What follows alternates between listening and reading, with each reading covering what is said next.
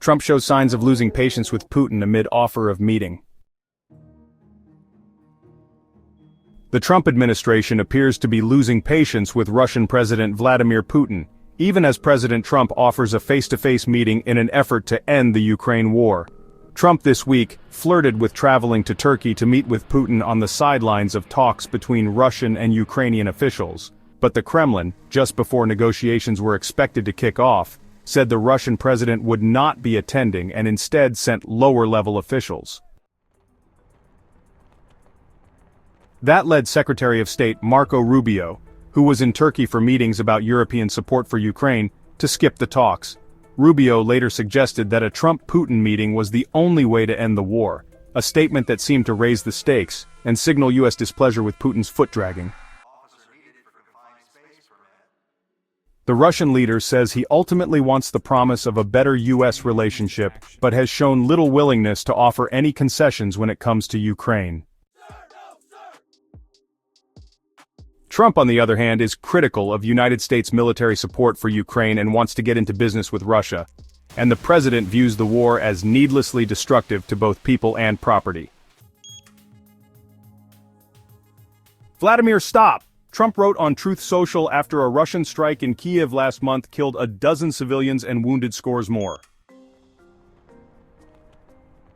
On Saturday, Trump announced that he will call with the Russian leader on Monday to discuss the war. Still, Putin has continuously rebuffed Trump's calls for a ceasefire. "We have to meet," Trump told reporters aboard Air Force One on Friday following Putin's latest rejections. "He and I will meet. I think we'll solve it, or maybe not, but at least we'll know. And if we don't solve it, it will be very interesting." The president's last-ditch effort to secure a meeting is risky, with foreign policy experts pointing to Trump's history of taking Putin's side, which stems back to his first administration. In 2018, Trump endorsed Putin's denials that Russia interfered in the 2016 elections, brushing aside findings from the U.S. intelligence community after meeting with him. President Putin was extremely strong and powerful in his denial today, Trump said at a joint press conference at the time. Later, in a social media post, he wrote that, "In order to build a brighter future, we cannot exclusively focus on the past. As the world's two largest nuclear powers, we must get along." Today, Trump's special envoy Steve Witkoff, who has headed U.S. talks with Moscow, has even returned from meetings with Putin repeating Kremlin talking points, CNN reported earlier this year. It is clear to most observers that Putin is not interested in serious negotiations or a ceasefire, said Maria Snegovaya, senior fellow for Russia and Eurasia, with the Europe, Russia and Eurasia program at the Center for Strategic and International Studies, CSIS. If anything, such a meeting would only embolden Putin, as it would signal an end to his diplomatic isolation without requiring him to make any concessions, she continued. And Ukrainians are worried about being sidelined from talks. "We highly appreciate all efforts from our partners in the peace process, but it is very important for us to be a member of any negotiations, and all conditions must be justified and in the framework of our constitution," Lisha Zaborana, a Ukrainian member of parliament in President Volodymyr Zelensky's party, wrote in a text to The Hill, "I'm sure that Putin doesn't want peace. He is a very cunning and mean person, and only the strong position of Trump, his power could change the situation," she added. Ukrainian and Russian officials held direct talks in Istanbul on Friday for the first time in years. The two sides agreed to an exchange of 1,000 prisoners of war, said they would write down each side's conditions for a ceasefire and committed to future talks, Turkey's foreign minister said in a post on the social media platform X. But Ukrainians still fear what might result from a one-on-one meeting between Trump and Putin. One of Ukraine's primary concerns is whether Trump will recognize Russian-occupied Ukrainian territory. According to a draft U.S. proposal on ending the war, reported by Reuters last month, the U.S. would offer de jure recognition of 5 areas that Moscow fully and partially occupies. This includes Crimea, which Russia invaded and annexed in 2014, the eastern territories of Donetsk and Luhansk, and the southern provinces of Zaporizhia and Kherson, which Russia partially controls.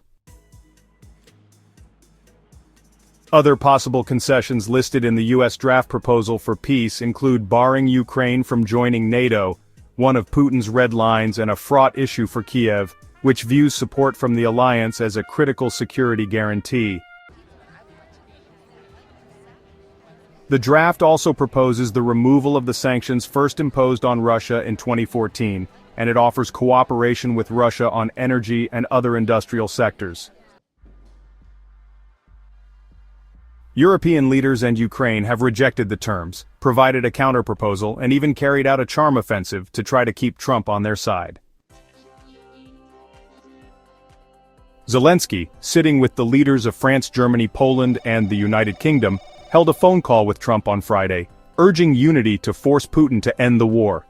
Ukraine is ready to take the fastest possible steps to bring real peace, and it is important that the world holds a strong stance, Zelensky said in a statement on the social media platform X, alongside a photo of him huddled with all four leaders.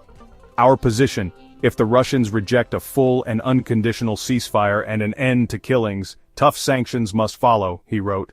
Pressure on Russia must be maintained until Russia is ready to end the war. Sebastian Gorka, deputy assistant to the president, suggested on Thursday that a meeting between Trump and Putin is imminent. Deals are all about timing. When the time is right, that is when the president is in the room with Putin. My expectation is imminently, he said, speaking at the Politico National Security Summit in Washington.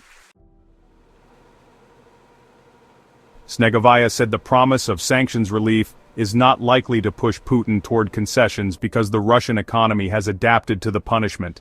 She said an upcoming report by CSIS will show how the prospect of removing the penalties may upset businesses. Many businesses are now wary of losing their adapted business models if sanctions were lifted. This reinforces the case that tightening sanctions, not easing them, is the only viable path to influencing the Kremlin's strategic calculations, she said. Ukraine's Republican supporters on Capitol Hill are anxiously waiting for Trump's directive. With the president's staunchest allies tabling a bipartisan sanctions package against Moscow to provide space to negotiate. I think in the middle of a negotiation right now that would be premature, Senator Eric Schmitt, a member of the Senate Armed Services Committee, said Thursday about sanctions, speaking at Politico's summit. I think it's on the table, absolutely. If they don't reach some agreement, he added, I think all of that should be on the table.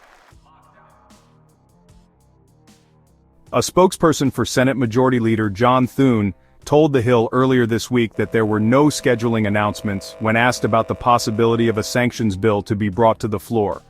The bill is sponsored by Senators Lindsey Graham and Richard Blumenthal with 70 supporters. Ukraine's GOP allies in Congress are stoking Trump's impatience with Putin, pointing to the Russian leader as the obstacle to peace. Putin has disrespected the United States and the goodwill of our president, Senator John Cornyn of Texas posted on X. Representative Michael McCaul, Chair Emeritus of the House Foreign Affairs Committee, said he backs the House version of the Graham-Blumenthal bill and called for Trump to, on top of sanctions, increase weapons shipments to Ukraine, using funds already appropriated from the April 2024 supplemental package. There's a presidential drawdown authority from the wartime bill that I passed, that's still available to send more weapons in, he said, speaking at the Politico summit. About $20 billion in undispersed funds remains, according to government data. Check one, check. So I think it'd be a combination of sanctions and more weapons to get him to a place where he'll negotiate in good faith, McCaul said. Snegovaya agreed. At this point, the U.S. has offered Putin plenty of carrots, she said. It is long overdue for the sticks, tougher sanctions and clear promises of future lethal aid to Ukraine.